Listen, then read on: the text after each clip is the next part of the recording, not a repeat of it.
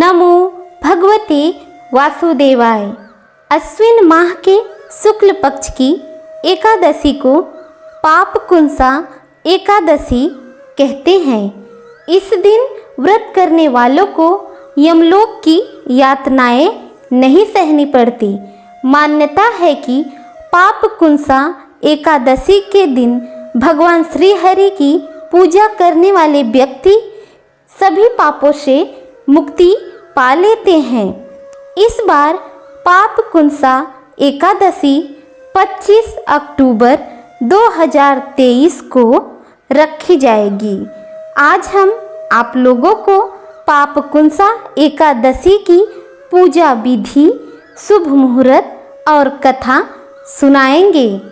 एकादशी तिथि पर सुबह उठकर स्नान आदि करने के बाद व्रत करने का संकल्प लेना चाहिए। संकल्प अपनी शक्ति के अनुसार ही लेना चाहिए। यानी अगर आप एक समय फलाहार या फिर बिना भोजन का संकल्प लेने के बाद घट स्थापना भी की जाती है। उसके ऊपर भगवान श्री हरि की मूर्ति भी रखी जाती है। इस व्रत को करने वाले व्यक्ति को रात्रि में भगवान विष्णु के विष्णु सहस्त्र नाम का पाठ अवश्य करना चाहिए और भगवान विष्णु की आरती करनी चाहिए। अब हम आप लोगों को पापकुंसा एकादशी की कथा विस्तार से सुनाएंगे। एक बार अर्जुन ने कहा कि हे जगदीश्वर, आप कृपा करके मुझे आश्विन माह के शुक्ल पक्ष की एकादशी के विषय में बतलाइए। इस एकादशी का क्या नाम है तथा इसका विधान क्या है? इस व्रत को करने से किस फल की प्राप्ति होती है? तब भगवान श्री कृष्ण बोले, हे कुंती नंदन, अश्विन माह के शुक्ल पक्ष की एकादशी का नाम पापकुंसा एकादशी है। इसका व्रत करने से सभी पाप नष्ट हो जाते हैं तथा व्रत करने वाला अच्छे पुण्य का भागी होता है। आश्विन शुक्ल एकादशी के दिन इच्छित फल की प्राप्ति के लिए भगवान विष्णु का पूजन अवश्य करना चाहिए। इस पूजन के द्वारा मनुष्य को स्वर्गलोक की प्राप्ति होती है। हे अर्जुन, जो मनुष्य कठिन तपस्याओं के द्वारा फल की प्राप्ति करते हैं, वह फल इस एकादशी के दिन क्षीर सागर में शेषनाग पर शयन करने वाले भगवान विष्णु को नमस्कार कर देने से ही मिल जाता है और मनुष्य को यम के दुख नहीं भोगने पड़ते। मनुष्य को पापों से बचने का दृढ़ संकल्प करना चाहिए और भगवान विष्णु का ध्यान स्मरण किसी भी रूप में सुखदायक और पापनाशक है।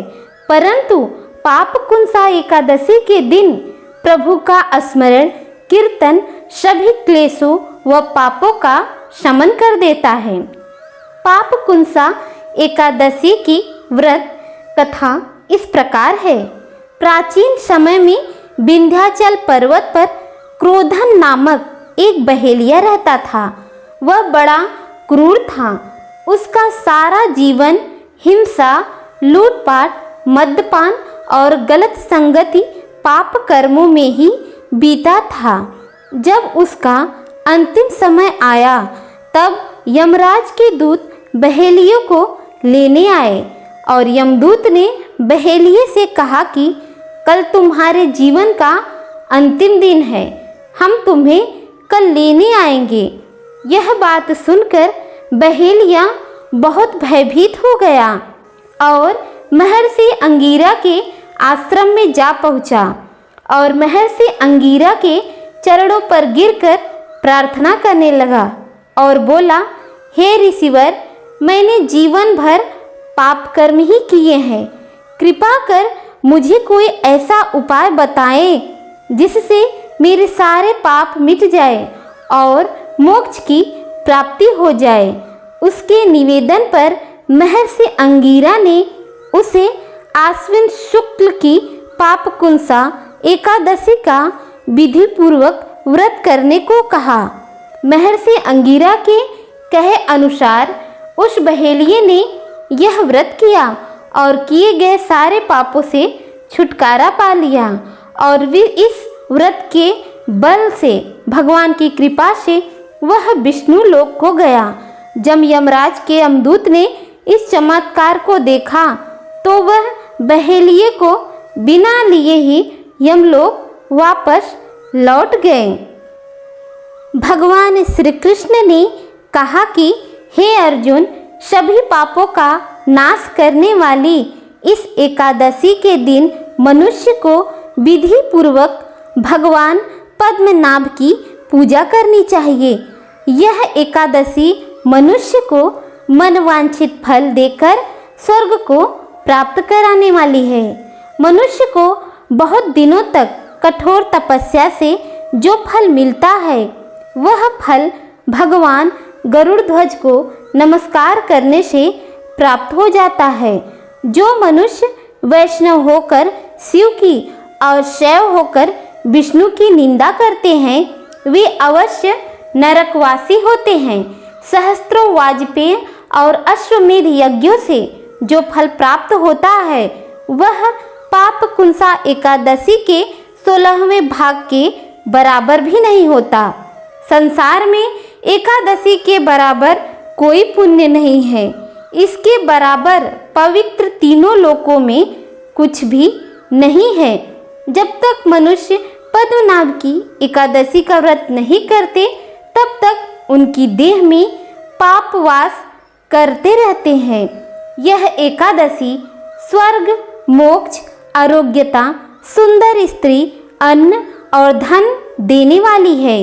एकादशी के व्रत के बराबर गंगा, गया, काशी, कुरुक्षेत्र और पुष्कर भी पुण्यवान नहीं है। हरिवासर एकादशी का व्रत करने और जागरण करने से सहज ही मनुष्य में विष्णु पद को प्राप्त होने की क्षमता आ जाती है। इस व्रत को करने वाले 10 पीढ़ी मात्र के, 10 पीढ़ी पितृपक्ष के, 10 पीढ़ी स्त्री पक्ष तथा 10 पीढ़ी मित्र पक्ष का उद्धार कर देते हैं और वे सभी दिव्य देह धारण कर चतुर्भुज रूप में पीतांबर पहने, हाथ में माला लेकर गरुड़ पर चढ़कर भगवान विष्णु लोक को जाते हैं। अश्विन माह की शुक्ल पक्ष की इस पापकुंसा एकादशी का व्रत जो मनुष्य करते हैं वे अंत समय में हरि लोक को प्राप्त होते हैं, समस्त पापों से मुक्त भी हो जाते हैं। सोना, तिल, भूमि, गौ, अन्न, जल, छतरी तथा जूता दान करने से मनुष्य यमराज को नहीं देखता। जो मनुष्य किसी प्रकार के पुण्य कर्म किए बिना जीवन के दिन व्यतीत करता है वह लोहार की भट्ठी की तरह सांस लेता हुआ निर्जीव के समान ही है।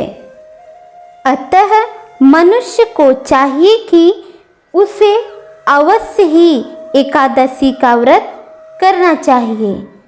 शास्त्रों में लिखा है कि पापकुंसा एकादशी का व्रत करने से सारे प्रकार के दान करने का फल मिलता है।